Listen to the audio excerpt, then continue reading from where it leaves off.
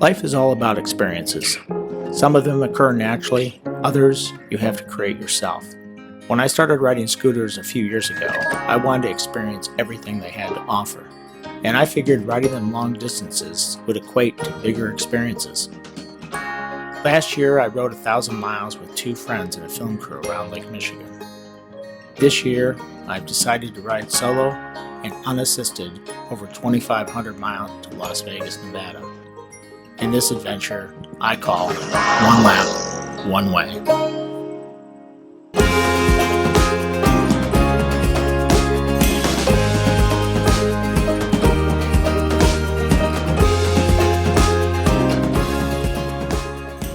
I, strangely enough, got a call from Lance Power Sports, the manufacturer of the scooters that we used for season 1, and they had a convention coming up. It was going to be in Vegas in October, and in that conversation, he joked around about actually riding out there. I laughed it off and that type of thing.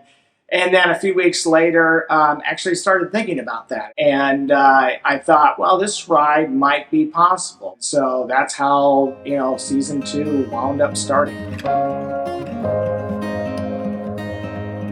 The scooter I rode last year was a Lance Cali Classic 50, a very comfortable 50cc scooter, but with only a top speed of 35 miles per hour.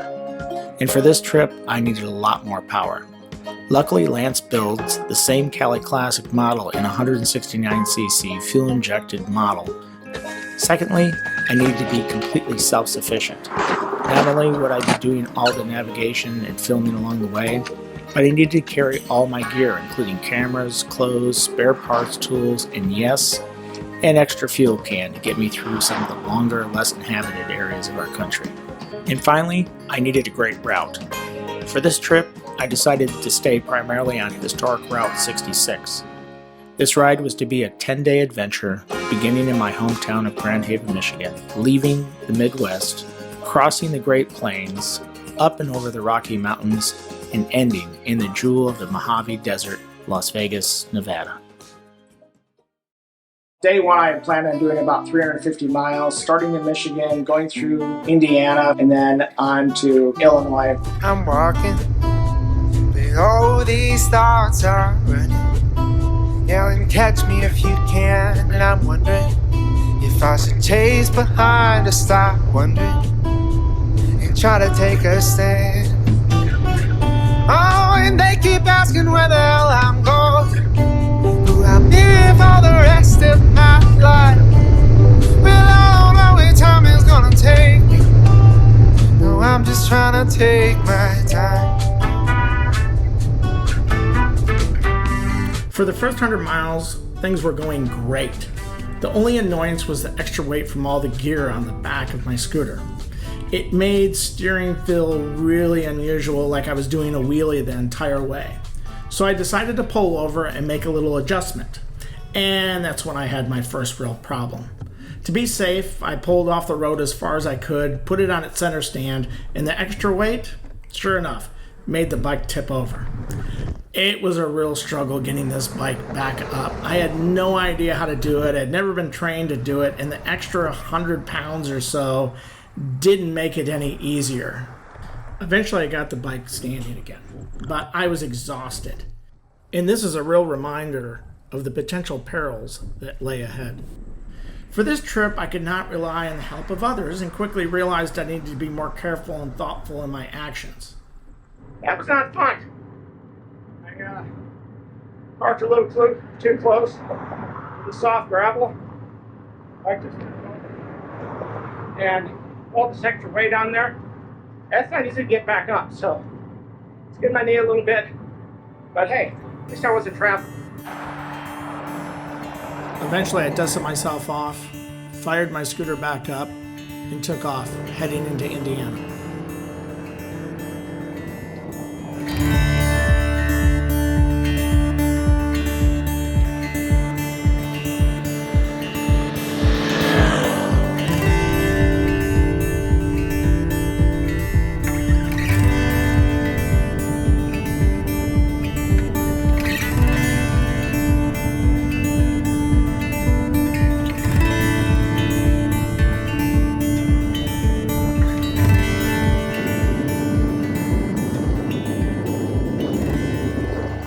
to Valparaiso, Indiana, and pull over and get gas and take a little break.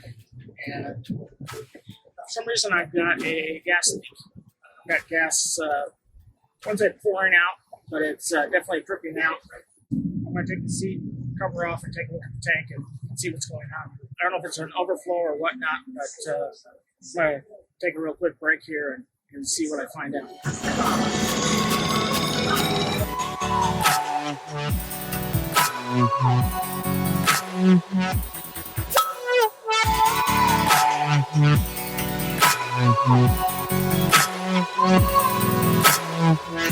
Well, I don't see anything obvious. I did overfill it. It does go down this tube. Tube stays on this side, but it's leaking on this side. So I'm not really sure what that is, but hey, as long as it doesn't catch on fire, I know I got a major problem, but I got to put it back together and get moving. These little problems were definitely causing me a lot of time. I realized I was only about halfway to my destination, and the day was more than half over. So I had to get going and get riding. Yeah, I get up and I may fall right back down, but your love lifts me back to solid ground. The fuel leak wound up being just me trying to shove way too much fuel into a 1-gallon tank. The next thing I knew, I passed into Illinois, and I knew I only had a couple more gas stops before I made it to my final destination. The most important thing to do at a gas station, which if I forget, I'm riding another 2 hours, is to get rid of the bugs that are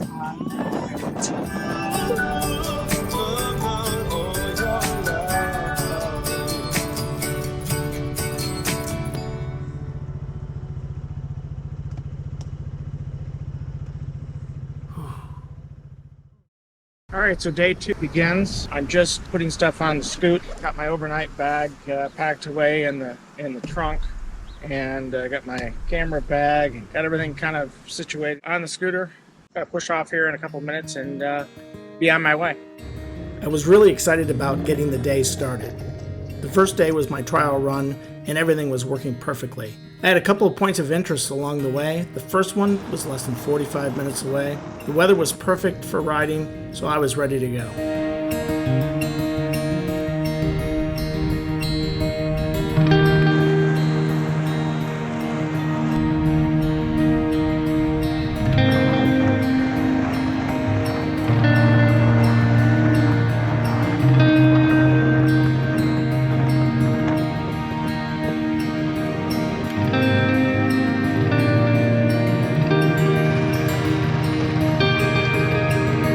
As you can see by some of the video, I'm in a cemetery. This is a very famous cemetery. I'm actually at the site of Lincoln's grave, memorial really is I think how they call it. A lot of the history behind Lincoln is in Springfield, Illinois. So we'll go take a look at that and see what we can find out.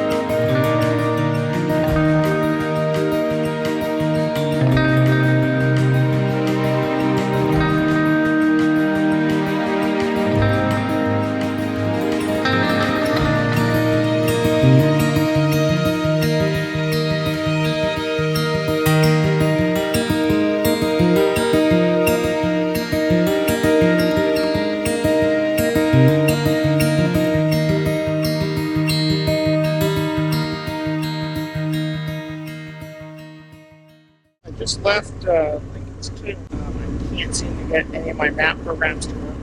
It's not connected to the server, so I thought it was because I was in the cemetery and maybe there wasn't a good spot to pick up a signal. So I don't want to pull out the backup GPS unit quite yet.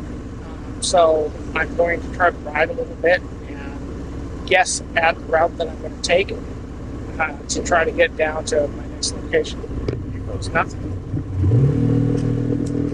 Minutes later, I decided to pull over at a gas station, take a break, and try to reset my iPhone. I filled up, used the bathroom. Lovely using gas station bathrooms. I shut my iPhone down, rebooted it, and now it seems to be working. So, all right, feel a lot better. I'm going to make it to where I need to on time. So, off we go. I've been contemplating all my time. My thoughts make me tired, just running through my mind. Wonder if there's peace that I can find, instead of always being on the grind. Run away, run away, run away to your escape. Run away, run away, run away, you're never too far to run. Run away, run away, run away to your escape. Run away, run away, run away, run away, run away, run away.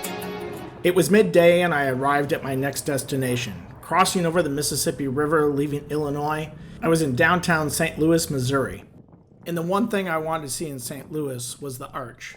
All I had to do is find a parking spot, and that proved to be a lot more difficult than expected. Please press the button, right? Yeah, don't want to side yet. Oh, where do I park? You don't know where I park. No. There are parking over there. Maybe 10 parking. You have to back up. Thanks. All right, so I'm in St. Louis. I don't know how far I'm away from the Arch. I don't think too far, but I couldn't park my scooter. I guess because they call it a motorcycle, but I still don't understand the law.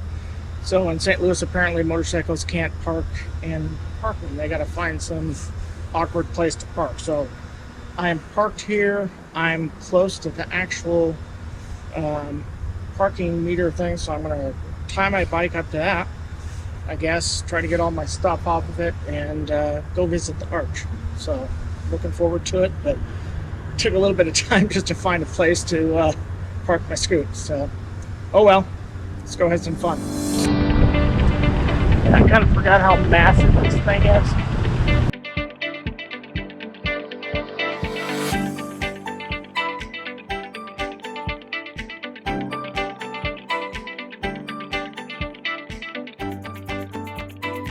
I think this was built by the McDonald's construction company. I remember seeing that at book one time, and I thought, that's really an odd deal that an arch would be built by them.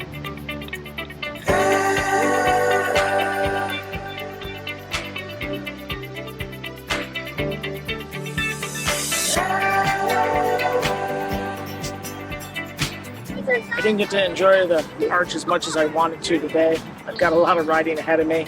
I've got destinations that I've got to hit, but I was glad to at least stop by and be able to see the Arch again. All right, good news. I just got back to my scoot a little bit away from the Arch, and the best news is my scooter's still here. All right, I'm gonna get out of here. I've been walking around, waiting for you to shine. People passing me by. Does it feel like I belong? Trying to keep it alive on this hungry side for a better confirmation that I'm heading for the station. I can see. I had 3 hours of riding left, and because it took so long to get out of St. Louis, that meant I would be riding at night. Something I was trying to avoid and certainly did not look forward to. In the end, I made it to my overnight accommodations in Rolla, Missouri. And what I didn't know at the time is the last 2 days would prove to be the easiest days of the whole trip. The weather was about to turn worse, my route would be broken, and my equipment would be tested in the days to come.